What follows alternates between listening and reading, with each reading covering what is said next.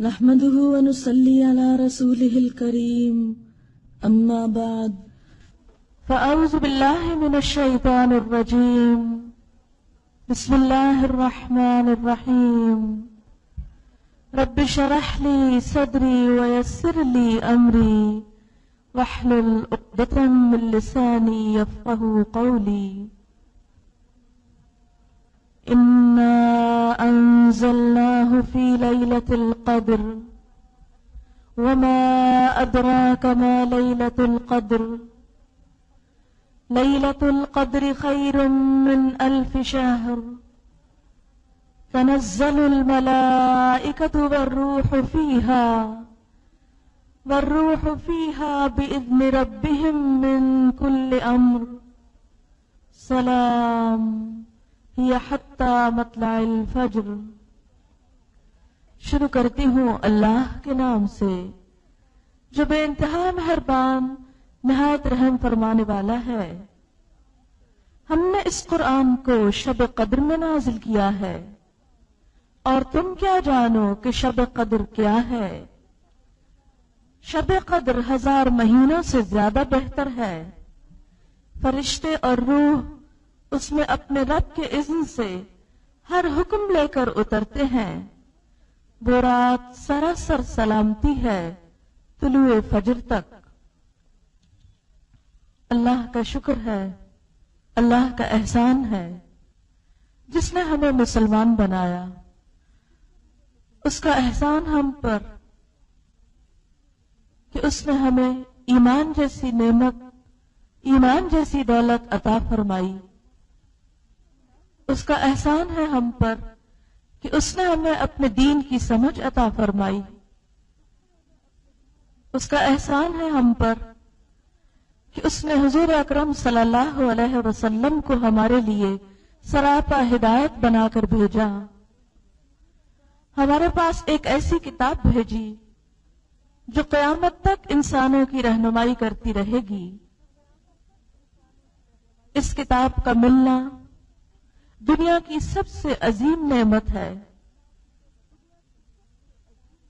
یہی کتاب ہمیں بتاتی ہے کہ اللہ تعالیٰ نے اپنا یہ احسان لیلۃ القدر میں کیا۔ فرمایا انا انزلناہ فی لیلۃ القدر، یقیناً ہم نے اس کو لیلۃ القدر میں نازل کیا۔ لیلۃ القدر کیا ہے؟ وما ادراک ما لیلۃ القدر، اور تم کیا جانو کہ یہ لیلۃ القدر ہے کیا؟ لیلۃ القدر خیر من 1000 شہر، لیلۃ القدر 1000 مہینوں سے زیادہ بہتر ہے۔ یہ ایک رات جس میں اللہ تعالیٰ کا یہ انعام، اللہ کا یہ کلام قرآن حکیم دنیا میں بھیجا گیا۔ یہ رات رمضان المبارک کے آخری عشرے کی راتوں میں سے ایک رات ہے۔ نبی صلی اللہ علیہ وسلم نے اسے آخری عشرے کی تاک راتوں میں 21ویں، 23ویں، 25ویں، 27ویں اور 29ویں میں تلاش کرنے کا حکم دیا۔ آج اس سال کے رمضان المبارک کی یہ آخری تاک رات ہے۔ معلوم نہیں کہ یہی وہ شب قدر ہو جس کی اللہ کے ہاں بہت فضیلت ہے۔ نبی صلی اللہ علیہ وسلم رمضان کے آخری عشرے میں خود بھی جاگتے، اپنے گھر والوں کو بھی جگاتے، اپنی عبادات میں پورے مہینے سے زیادہ سرگرم ہو جاتے۔ آپ صلی اللہ علیہ وسلم نے رمضان کی عبادت میں جن عبادات کو بہترین قرار دیا وہ ایک تو روزہ ہے۔ من صام رمضان ایمانا واحتسابا غفر له ما تقدم من ذنبه، جس نے رمضان المبارک کے روزے ایمان اور احتساب کے ساتھ رکھے اس کے پچھلے سارے گناہ معاف کر دیے جائیں گے۔ الحمدللہ کہ اس نے ہمیں یہ توفیق بخشی اور ہم نے اللہ کے اس حکم کی پابندی کی۔ دوسری عبادت رمضان کی ساری راتوں میں قیام ہے، یعنی تراویح کی شکل میں۔ من قام رمضان ایمانا و احتسابا غفر له ما تقدم من ذنبه، جس نے ایمان اور احتساب کے ساتھ رمضان کی راتوں کو قیام کیا اس کے بھی پچھلے گناہ معاف کر دیے گئے۔ لیکن ساتھ ہی ایک اور روایت میں آپ صلی اللہ علیہ وسلم نے فرمایا، کم من صائم لیس له من صیامہ الا الظمأ، کتنے ہی روزہ دار ایسے ہیں کہ جن کو اپنے روزے سے سوائے بھوک پیاس کے کچھ حاصل نہیں ہوا۔ وَكَم مِّن قَائِمٍ لَيْسَ لَهُ مِن قِيَامِهِ إِلَّا السَّحَرُ، اور کتنے ہی راتوں کو جاگنے والے، قیام کرنے والے ایسے ہیں کہ جن کو اپنے رات کے قیام میں سوائے رات جگے کے اور کچھ نصیب نہیں ہوتا۔ اللہ نہ کرے کہ ہم ان لوگوں میں سے ہوں کہ جن کے روزے بیکار، محض ایک ظاہری ڈھانچہ، اور جن کی راتوں کا قیام محض ایک دکھاوا ہو۔ اللہ تعالیٰ کے ہاں وہی عبادت قابل قبول ہے جو خالصتاً اسی کے لیے کی جائے، اس لیے کہ جس عبادت کے اندر ایمان نہ ہو، اخلاص نہ ہو، اللہ کی رضا نہ ہو، اس کے ساتھ محبت کا اظہار نہ ہو، اس کا تقوی نہ ہو، وہ عبادت نہیں۔ اسی طرح عبادت کی قبولیت کے لیے یہاں پر لفظ احتساب آیا۔ احتساب کا ایک معنی ہے کہ اجر و ثواب کی نیت اللہ پر رکھی جائے کہ وہی ہمیں اس کا اجر عطا کرے گا، اور دوسرا یہ کہ خود احتسابی انسان اپنا جائزہ لے، اپنی نیت کو پرکھے، اپنا احساس کرے، خود کو جانچے، اس لیے کہ اپنے سے زیادہ کوئی اور خود کو پرکھ نہیں سکتا۔ سب سے زیادہ ہم خود اپنا جائزہ لے سکتے ہیں، جیسا کہ سورۃ القیامہ میں اللہ تعالیٰ فرماتے ہیں، بل الانسان علی نفسہ بصیرا ولو القی معاذیرا، انسان اپنے آپ سے خوب آگاہ ہے، خواہ وہ کتنی ہی معذرتیں کیوں نہ پیش کرے۔ دوسروں کے سامنے تو ہم کسی بھی کام کے، اچھے یا برے کے، بہت سے بہانے کر سکتے ہیں، عذر کر سکتے ہیں، دکھاوا کر سکتے ہیں، لیکن ہمارے اندر کی حالت کیا ہے وہ سوائے ہمارے کوئی اور جان نہیں سکتا۔ اس لیے انسان جب تک خود اپنے آپ سے خیر خواہ نہ ہو، خود اپنی بھلائی چاہنے والا نہ ہو، خود اپنی نیتوں کو پرکھنے والا نہ ہو، خود اپنے دل کا جائزہ لینے والا نہ ہو، اس وقت تک کوئی انسان کسی دوسرے کا بھلا نہیں کر سکتا۔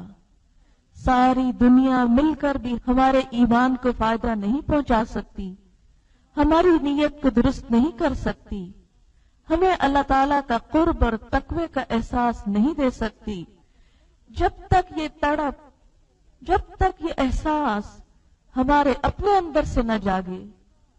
اس لیے اصلاح کا پہلا نقطہ، اصلاح کی پہلی سیڑھی خود انسان کے اپنے اندر ہے۔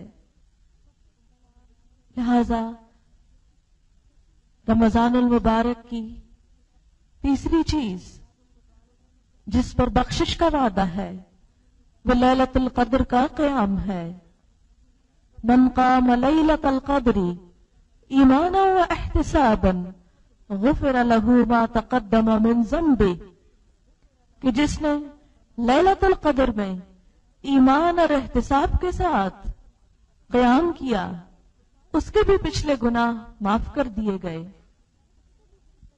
لہذا اس رات کی بھی افضل ترین عبادت، اہم ترین عبادت، سنت نبی صلی اللہ علیہ وسلم کے مطابق عبادت قیام اللیل ہے، یعنی رات کو نماز میں کھڑے ہو کر قرآن پاک کا پڑھنا، یا سننا، یہ اس رات کی افضل ترین عبادت ہے۔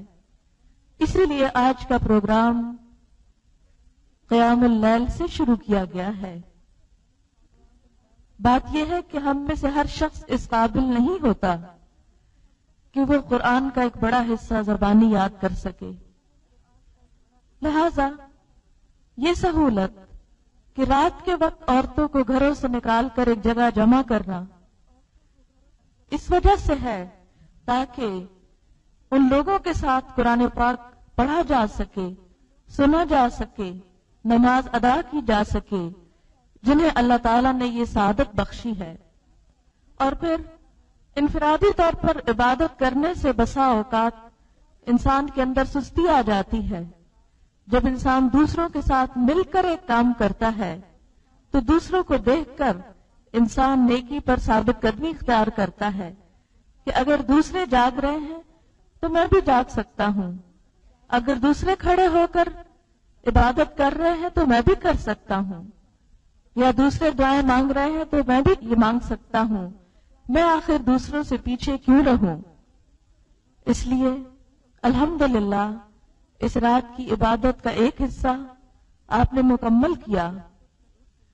رمضان ہی کی رات میں پھر دوسرا حصہ قرآن پاک کو سمجھنا، کیونکہ یہ قرآن انہی راتوں میں سے ایک رات میں لیلۃ القدر میں اللہ تعالیٰ نے نازل فرمایا۔ اس رات کی قدر و قیمت دوسری راتوں کے مقابلے میں آخر کیوں ہے؟ یہی رات کیوں؟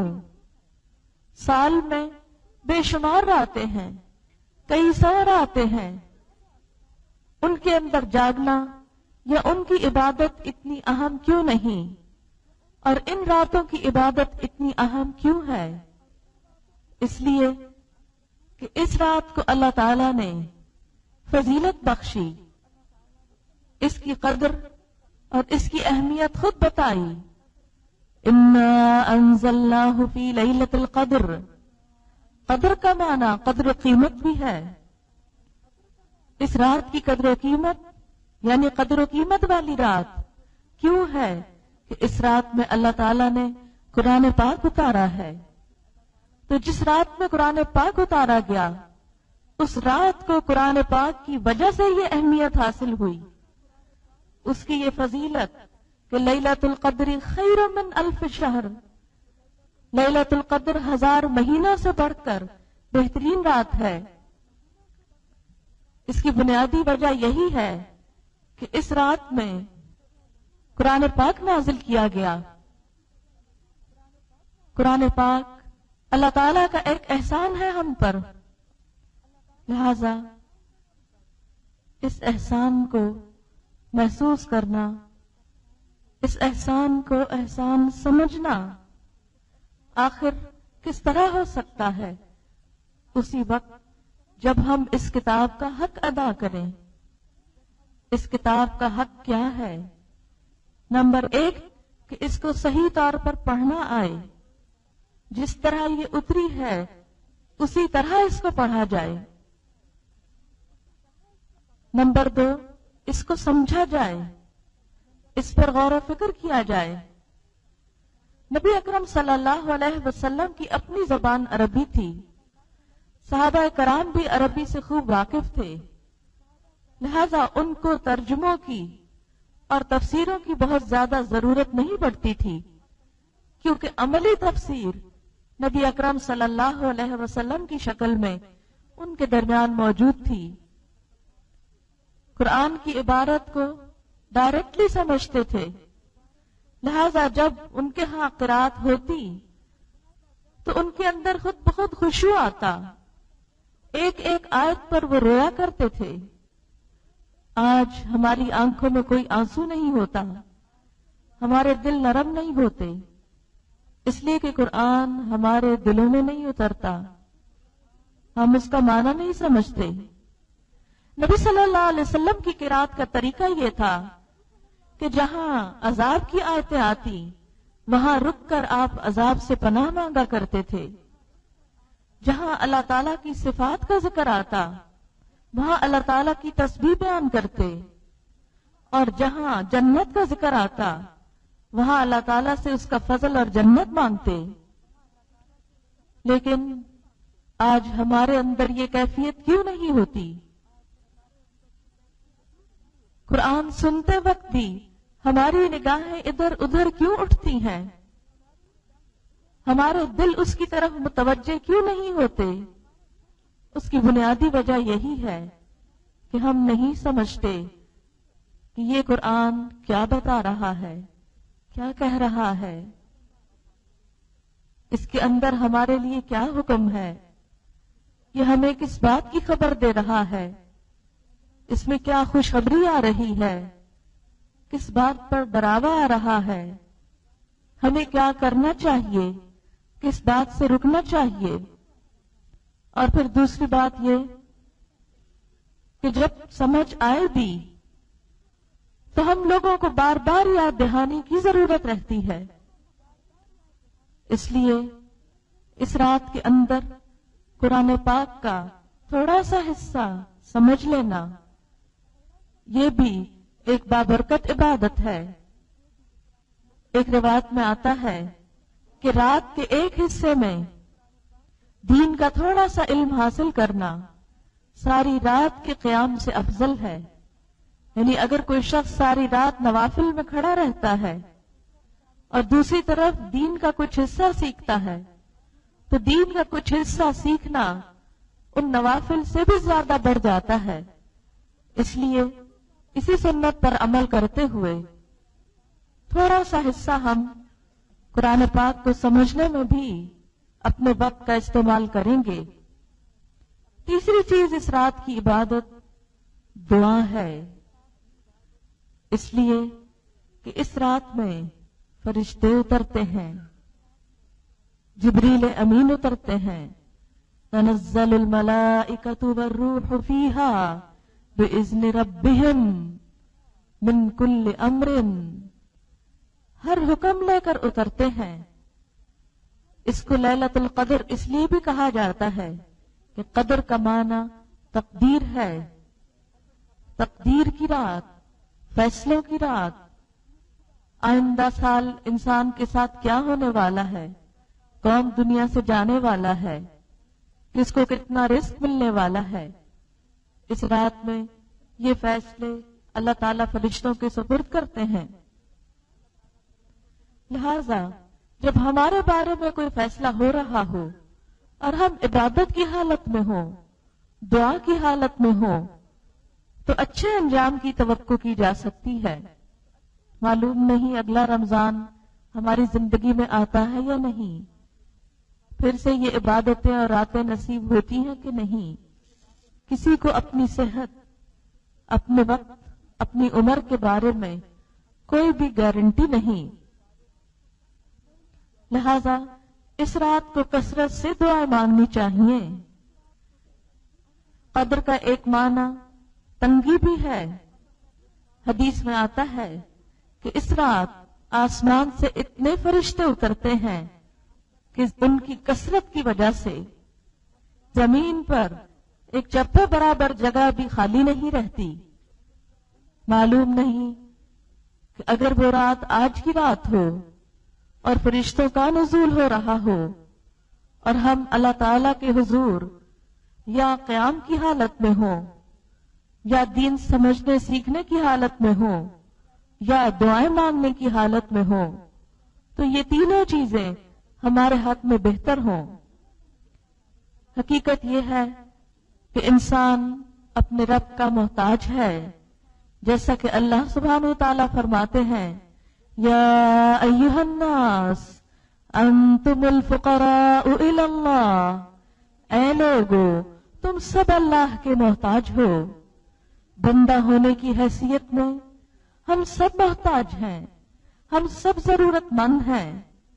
ہم سانس نہیں لے سکتے اگر وہ ہمیں سانس لینے کی توفیق نہ دے، ہم ایک قدم نہیں اٹھا سکتے اگر وہ ہمیں چلنے کی قوت نہ دے، ہم کچھ دیکھ نہیں سکتے اگر وہ ہمیں نگاہ نہ بخشے، ہم سن نہیں سکتے اگر وہ ہمیں قوت سماعت نہ دے، ہماری زندگی کا ایک ایک